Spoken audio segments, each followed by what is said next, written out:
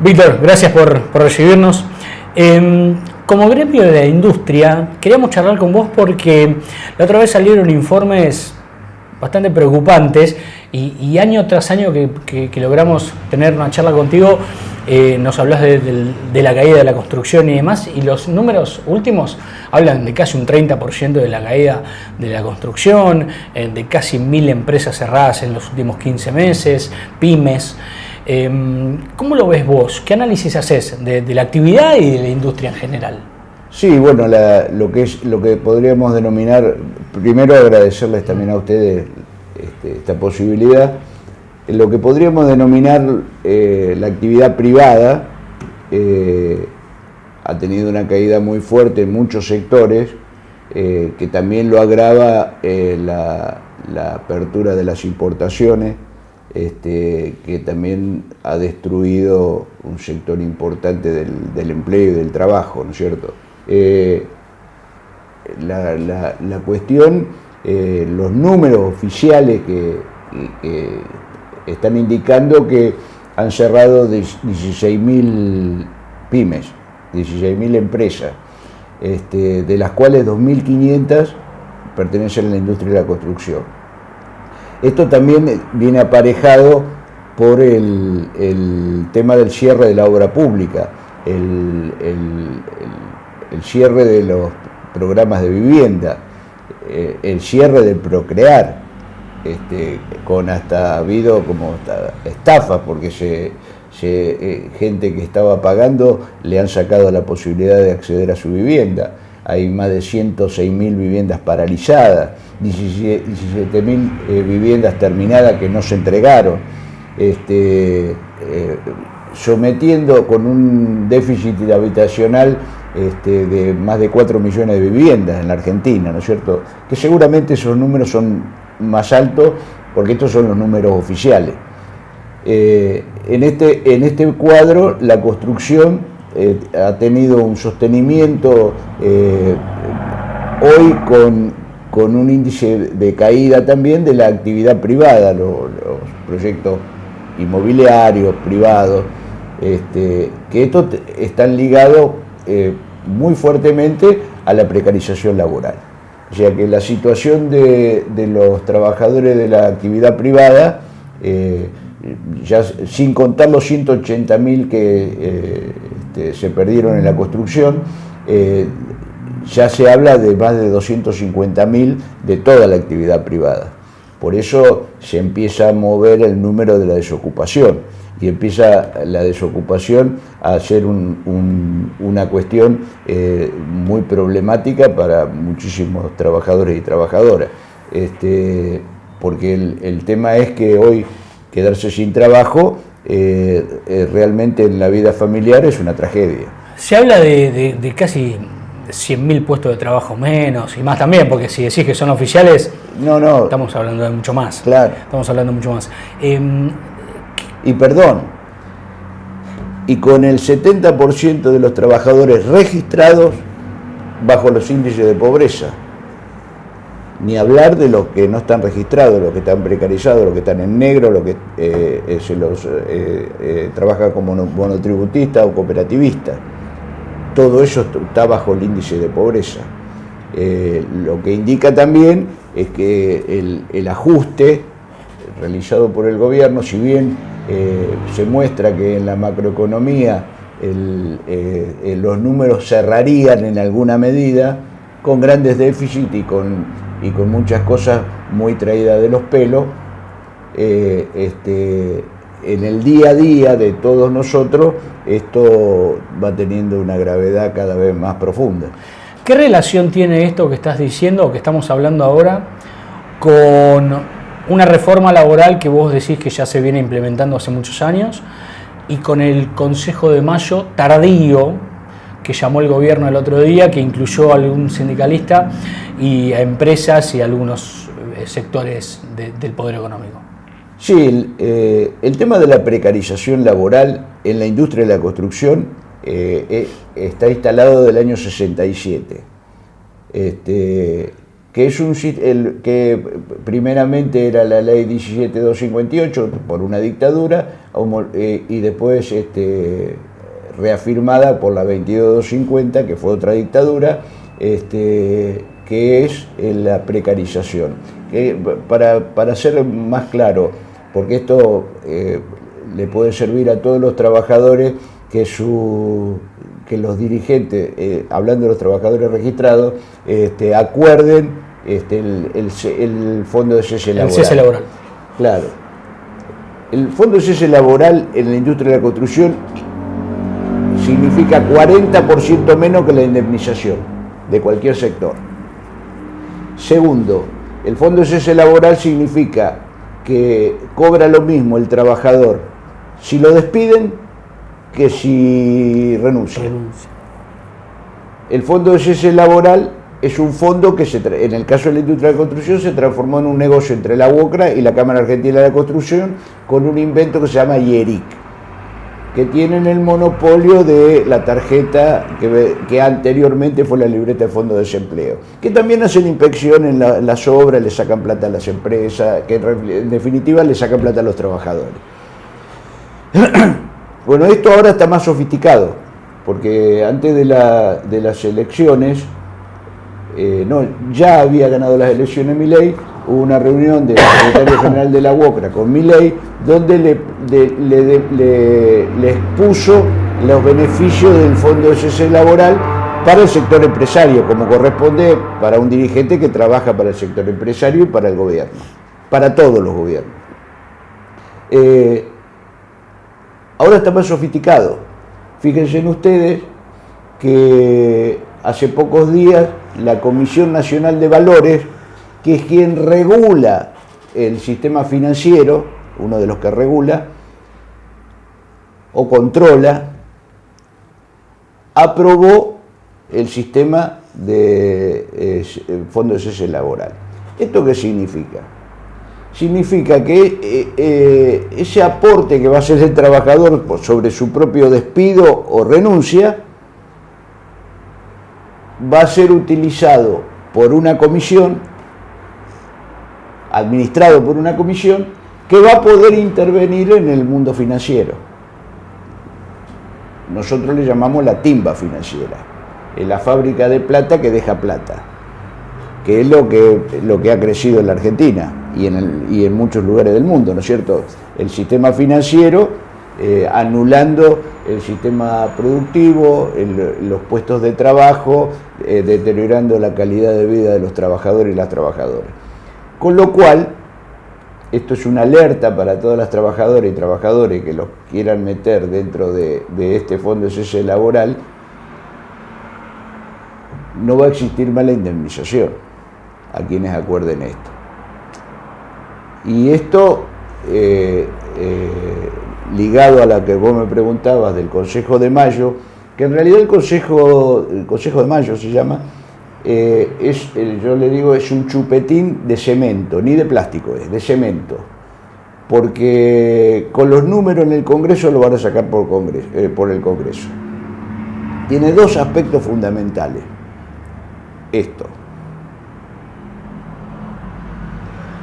Uno es la reforma laboral, ligado a terminar con el régimen de indemnizaciones, y el otro es la reforma previsional, las jubilaciones. Estos dos temas son fundamentales para el gobierno, porque son un pedido del Fondo Monetario Internacional, que es quien en definitiva también es parte, junto con multinacionales, con sectores de la minería, sectores que se están llevando los recursos naturales, para el desarrollo económico del saqueo que se está produciendo. Entonces, terminar con el régimen de indemnizaciones y la reforma previsional son dos puntos fundamentales para terminar de redondear la quita de derechos de los trabajadores y el poder de los trabajadores de defenderse, porque a esto se le suma el deterioro sobre los trabajadores de la dirigencia sindical.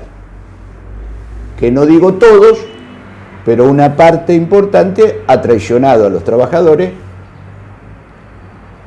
En el caso del Consejo de Mayo, primero el gobierno anunció que iba a ser Gerardo Martínez y después la CGT aprobó que Gerardo Martínez fuera al Consejo de Mayo, con lo cual no es que aprobó, acató la decisión del gobierno de que fuera Gerardo Martínez. ¿Y por qué Gerardo Martínez? Bueno, porque es la nave insignia de la entrega de los derechos de los trabajadores, con ese verso muy berreta del diálogo tripartito. Entonces, la UIA, que no es ni Unión, ni es industrial, ni es argentina, que hasta hace poco tiempo estuvo manejada por un abogado absolutamente antiobrero, que era Funes de Rioja, que defiende los intereses fundamentalmente de las multinacionales. El gobierno, que el representante laboral es el abogado de Techín, y la UOCRA, que es en el rubro privado el sindicato que más ha entregado a los trabajadores y que tiene sometido a través de un sistema de coimas y de entrega a cientos de miles de trabajadores. Entonces, el Consejo de Mayo no es más que una escenografía de lo que es una decisión. Esto ya no cierra. La caja del sistema previsional ha sido largamente saqueada. Hablas del ANSES. Claro, cuando sacaban la plata y metían un bono. Después en el gobierno de Alberto Fernández, que reventaron parte de los bonos en dólares de reserva de las jubilaciones, y que el actual ministro Caputo reventó lo que quedaba hace 3 semanas. Bueno, sistema previsional, el intento que van a hacer es llevar la jubilación a 70 años o quizá más, esperar que las personas mayores nos vayamos muriendo y generar un sistema privatizado. Si querés tener una jubilación, tenés que hacer un aporte, una especie de lo que fue la FJP. Exacto, una especie de eso. Pero el proyecto es ese. Pero por lo que estás planteando, o sea, vas a tener menos trabajadores, menos jubilados, menos trabajo, menos derechos, básicamente también con esto. Ahora la pregunta es, bueno, pero pará, ¿cómo lo frenás entonces esto? Bueno, ¿cómo lo frenás? No, es una cuestión de poder. Y es lo que ha renunciado una parte muy importante del sindicalismo. Y que nosotros desde CITREI, con todas nuestras limitaciones, hemos denunciado largamente. La CGT ha sido parte de la entrega de los derechos de los trabajadores y es cómplice de todo este avance, porque por un lado son combativos y por otro lado mandan al Consejo de Mayo al más entregador de todo. Entonces este cinismo político, de una manera u otra, los trabajadores y trabajadoras lo perciben, se dan cuenta que la entrega de derechos, de que cada vez hay que trabajar más horas para poder sobrevivir, ideas que andan dando vueltas sobre la carga horaria del trabajo, cuando hay países que están achicando las cargas horarias para que la gente pueda vivir. Hoy un trabajador de la construcción que sale a las 5 de la mañana y vuelve a las 7 de la tarde, que toma un colectivo, un tren y un colectivo, la paritaria que se firmó del 1%, entrega absoluta, con todo el atraso histórico que venía del año pasado y del anteaño, desde que empezó el proceso inflacionario, no le alcanza para pagar medio boleto de colectivo. Entonces, esto se trata del sometimiento de los trabajadores y trabajadoras. ¿Quién paga? por ejemplo, el endeudamiento que se está produciendo para sostener los números de la macroeconomía. Si dicen que hay 40.000 millones de dólares y 20.000 millones son los swap chinos, que no son dólares, si 12.000 millones le dio el Fondo Monetario, más 2.000 millones, más todos los créditos hace 2 semanas, en una semana más o menos se endeudó en 7.000 millones de dólares. Entonces, esas reservas que son prestadas, hay que pagarlas. Todo eso es deuda. ¿Que va a llegar a las elecciones? Aparentemente podría llegar. Sí que esto, pero tarde o temprano va a haber un sinceramiento de esto, porque toda la plata que se está pidiendo en préstamo va a haber que pagarla. Sumado a esto, no me acuerdo bien en qué decreto, las multinacionales y los bancos tenían que dejar las ganancias 6 meses en la Argentina. Bueno, eso lo volaron. Ellos mismos lo habían sacado, eso lo sacaron, ahora se la pueden llevar al día siguiente. Sumado a la fuga de capitales. Este es el cuadro. Gran parte de los trabajadores y trabajadoras, no por ignorancia, no saben porque nadie explica. Fíjense que se hacen marcha y no hay oradores. O sea, como una marcha de trabajadores, los dirigentes no hablan y ponen la cara y expresan lo que tengan que expresar y se compromete con lo que se tenga que comprometer. Bueno, no pero pasa eso. eso. En la marcha hoy, en muchos casos, es un paseo. Sacan a pasear y de eso se trata la lucha. Y la lucha no pasa por ahí, pasa por la sindicalización, por la democracia sindical, por la libertad sindical, todas las cuestiones que hacen que los trabajadores puedan tener herramientas de defensa y de organización genuina y que les permita tener la tranquilidad de que no van a ser traicionados. Porque después la gente tiene que votar. No, claro.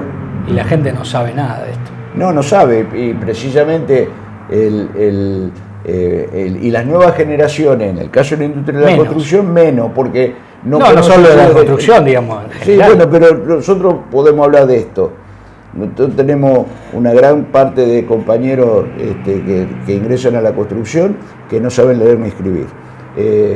Tenemos compañeros que no conocen sus derechos. Nosotros, para ejercer la democracia sindical, para que elijan sus delegados, sus subdelegados, hay que hacer un trabajo, porque los trabajadores desconocen. Y si los mandan a trabajar descalzo y en vez de baño hay un pozo, creen que está bien.